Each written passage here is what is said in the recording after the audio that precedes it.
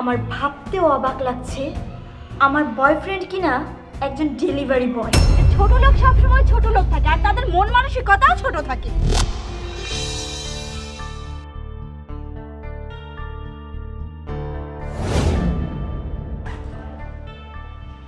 Madam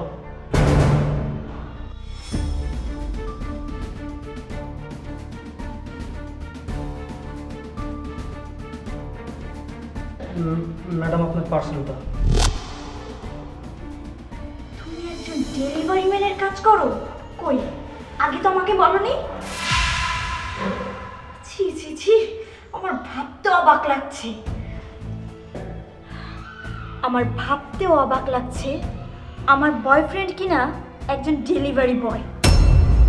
ছি, তোমার সাথে এখানে আমি কোনো কথা বাড়াতে চাই না। ভেতরে মানুষ আছে, জানাজানি হয়ে যাবে যে আমার বয়ফ্রেন্ড একজন ডেলিভারি ম্যান। বিকেলে যেখানে সবসময় দেখা করি সেখানে আমার সাথে দেখা করবে। যাও এখান থেকে।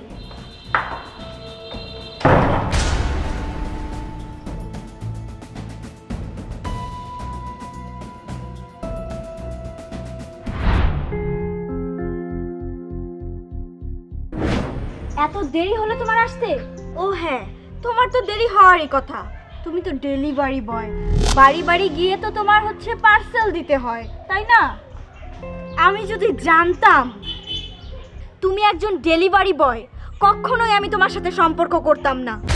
আচ্ছা, এই পেশাটা যে বেছে নিয়েছো একটা থার্ড ক্লাস পেশা।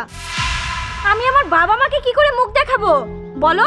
তোমার কথা যদি আমি আমার বাবা মাকে বলি, তারা তো এক কথাই বলে দেবে, তুই যার সাথে সম্পর্ক করেছিস, যার সাথে সারা জীবন কাটাতে চাস, সবজিওয়ালার সাথে তার তো কোনো পার্থক্য নেই। সবজিওয়ালারা ভ্যানে বসে বসে সবজি বিক্রি করে আর তুমি সেগুলো পার্সেল নিয়ে বাড়ি বাড়ি গিয়ে বিক্রি করো, তাই না? ছি ছি রুবেল, ছি, তোমার সাথে আমার যায়। তুমি কখনো কেন বললে না যে তুমি একজন ডেলিভারি বয়? আমার স্ট্যাটাস কি আর তোমার স্ট্যাটাস কি? আমি তোমার সাথে সম্পর্ক রাখতে পারবো না, এটা কোনোভাবেই সম্ভব না। এটা কি করে সম্ভব? দেখো তোমা, ভালোবাসার সম্পর্কের কাছে কখনো কোনো পেশা বাধা হয়ে দাঁড়ায় না। আর কোনো কাজকে তো আর ছোট করে দেখা উচিত না। ছোট করে দেখা উচিত না? তাহলে মেয়াথুরও তো একটা পেশা, ময়লা পরিষ্কার করে। তাহলে কি আমি তাকে গিয়েও বিয়ে করব? আসলে কি কথা জানিস, যে ছোট লোক সবসময় ছোট লোক থাকে আর তাদের মন মানসিকতাও ছোট থাকে। আর এই কারণে ছোট লোক কখনো বড় লোকের সাথে যায় না, আত্মীয়তা করে না। তোমার সাথে আমার সম্পর্ক এখানেই ব্রেকআপ। ভুলেও যদি তুমি আমার সাথে কন্ট্রাক্ট করার চেষ্টা করো, তাহলে কিন্তু এর পরিণাম খুব খারাপ হবে।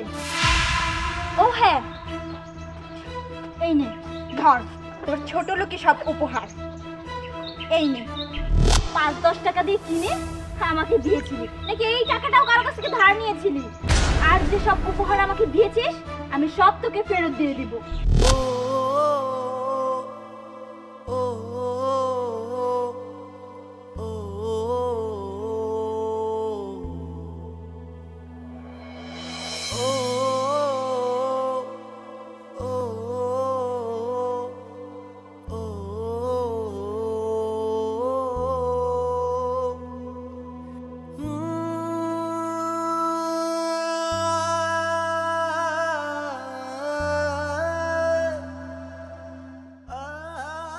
দেখেন কন্ট্রাক্টর সাহেব, আমার পরিষ্কার কথা, আমি বিল্ডিংটা যেভাবে করতে বলছি আপনাকে, আপনি ওইভাবেই করুন। এক্সপেন্ডিচার যা আছে আমি দেবো তো বলছি। হ্যাঁ, কোনো কিছুই যেন বাদ। আচ্ছা, আপনাকে আমি পরে ফোন দিচ্ছি। রুবেল, কি ব্যাপার এইখানে বসে রয়েছে এমনি করে? তোমার আজ কাজ নেই? জি ভাই, আমার কাজ আছে, কিন্তু আমি যে কাজটা করি সিদ্ধান্ত নিয়েছি ভাইজান, এই কাজটা আমি আর করব না। এই কাজটা করবে না? তাহলে কি করতে চাও তুমি? ভাইজান, এর আগে তো আপনি আমাকে একটা কাজের কথা বলছিলেন, দেন না, ভালো একটা কাজ দেন আমারে, আমি যেন খুব তাড়াতাড়ি অনেক টাকার মালিক হতে পারি। হ্যাঁ, বুঝতে পারছি। দেখো, আমি যখন তোমাকে বলছিলাম ওই কাজের কথা, তুমি যদি এতদিনে ওইখানে জয়েন করতে, তাহলে একটা কিছু হয়ে যেতে, মানে অন্তত নিজেকে স্টাবলিশ করতে পারতে। তো ড্রপ দিস ম্যাটার, তুমি কালকে ওইখানে জয়েন করবে, আমি সে ব্যবস্থা আজকেই করব। আর শোনো, আমি বিশ্বাস করি আমি যে জায়গার কথা তোমাকে বলছি বৈধ উপায়ে সৎ উপায়ে খুব তাড়াতাড়ি তুমি স্টাবলিশড হতে পারবে। তার কারণ হলো তুমি সৎ আর তোমার মধ্যে মেধা আছে। ভাইজান, আপনার অনেক অনেক ধন্যবাদ। আপনি আমার অনেক বড় একটা উপকার করলেন। না, উপকারের কথা কেন বলছো? তুমি তোমার দক্ষতায় তোমার মেধায় যদি তুমি বড় হও, আমি শুধু একটু সহযোগিতা করছি। Okay, best of luck. আমি তাহলে আলাপ শুরু করি।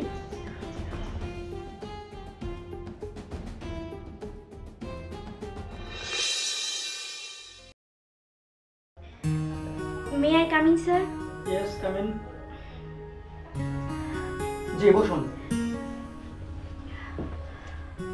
আপনি 10 লক্ষ টাকার একটা লোনের অ্যাপ্লাই করেছিলেন, আপনার লোনটা পাস করা হয়েছে।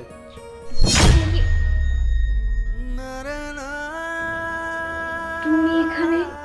হ্যাঁ আমি। তুমি তো একজন ডেলিভারি ম্যান ছিলে। হ্যাঁ, কোনো একদিন আমি ডেলিভারি ম্যান ছিলাম, কিন্তু আজকে আমি এই কোম্পানির এমডি। আচ্ছা, যাই হোক, তোমার কি অবস্থা, কেমন আছো? এই তো আছি কোনো রকম। আচ্ছা, আমার মাথায় একটা কথা কোনোভাবে ধরতেছে না। আমার জানা মতো তো তোমাদের টাকা পয়সার কোনো অভাব নেই, কিন্তু হঠাৎ করে লোনের কি প্রয়োজন হলো? আসলে বর্তমানে আমার পরিবারের অবস্থা খুবই খারাপ। বাবার ব্যবসার একটা প্রজেক্টে অনেক বড় লস খেয়েছে, যার কারণে প্রায় সবই শেষ আমাদের। এর জন্য ভাবছি বাবাকে একটা লোন নিয়ে আবার নতুন কোনো কাজের ব্যবস্থা করে দেব। এই লোনটা আমার খুবই প্রয়োজন। লোনটা কি আমি পাবো? লোনটা পাবে মানে? তুমি তো লোনটা পেয়ে গেছো। আচ্ছা, তোমার হাজবেন্ড কি করে? আমার এখনো বিয়ে হয়নি। তোমার তোমার বউয়ের কি খবর? আমার আবার বউ, আমি এখনো বিয়েই করিনি। কেন কেন এখনো বিয়ে করনি? এখন তো তোমার টাকা পয়সার গাড়ি বাড়ি কোনো কিছুরই অভাব নেই, এখন কেন বিয়ে করনি? হ্যাঁ, আমার বাড়ি গাড়ি টাকা পয়সা সম্পত্তি সবই আছে, শুধু আমার ভালোবাসার মানুষটা নেই। তোমার জায়গাটা হয়তো আমি কাউকে কোনোদিন দিতে পারবো না, সেজন্য সিদ্ধান্ত নিয়েছি বিয়েটা আর আমি কখনো করবো না।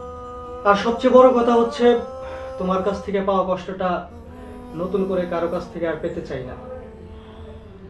তাহলে কি এই সম্পর্কটা আবার আমরা নতুন করে শুরু করতে পারি? আচ্ছা, বাদ দাও এসব। নাও, এই যে তোমার টাকাটা বুঝে নাও।